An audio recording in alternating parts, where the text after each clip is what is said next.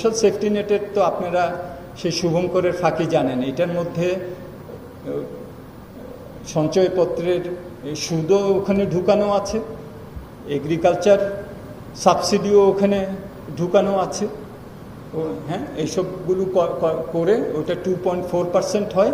আর ওগুলোকে যদি আপনি বাদ দিয়ে কোর সেফটি নেট প্রোগ্রাম কি সেটা ধরেন, ওটা হলো 1.3%, অলমোস্ট আনচেঞ্জড আছে।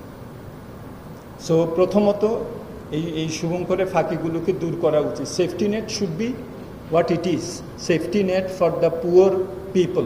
সঞ্চয়পত্রের উপরে সুদ কি পেয়েছে সেটাকেও আমি সেফটি নেটের মধ্যে ধরবো।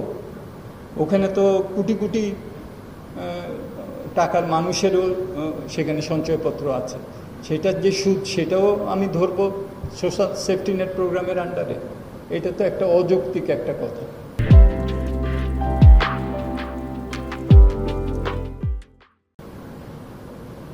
সো এখানে আমি ডিটেলস আমরা দিয়েছি। এগ্রিকালচারে আমরা দেখেছি যে এবার তো ফুড সিকিউরিটি একটা মেজর প্রবলেম, কিন্তু সেখানে আমরা বড় ধরনের কোনো পরিবর্তন সেখানে অ্যালোকেশনের দিক থেকে আমরা দেখিনি।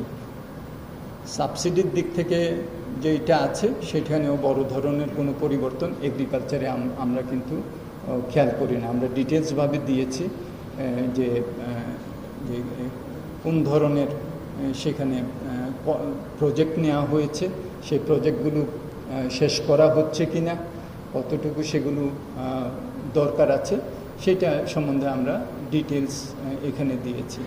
এমপ্লয়মেন্ট জেনারেশনে আমরা দেখেছি যে কিছু কিছু প্রোগ্রাম যেগুলো নাকি সরকার আগে নিয়েছিল সেগুলোও কিন্তু ডিসকন্টিনিউ করা হয়েছে। কিন্তু সবচেয়ে বড় যেটা ইম্পর্টেন্ট এমপ্লয়মেন্ট জেনারেশনের, সেটা হলো স্কিলস ডেভেলপমেন্ট।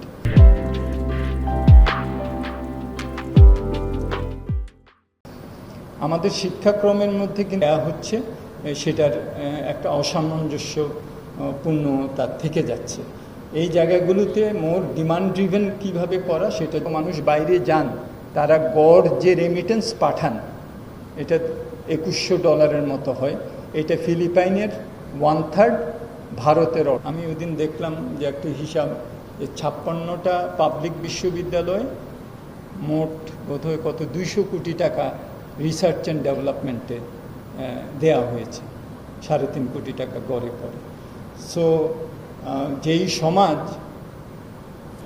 বিদ্যা, বুদ্ধি, জ্ঞান, ফান্ডামেন্টাল রিসার্চ এটাকে সম্মান না করবে, এটার জন্য অ্যালোকেশন যথেষ্ট পরিমাণে না দেবে, সেখানে কিন্তু আগামীতে অবশ্যই বড় ধরনের প্রবলেম সৃষ্টি হবে। বিশেষত যেটা আমি বললাম যে এলডিসি গ্র্যাজুয়েশনের পরে আমাদেরকে কিন্তু অনেক বাজার সুবিধা আমাদের চলে যাবে। আমাদেরকে কিন্তু নির্ভর করতে হবে প্রতিযোগিতা সক্ষমতার উপর।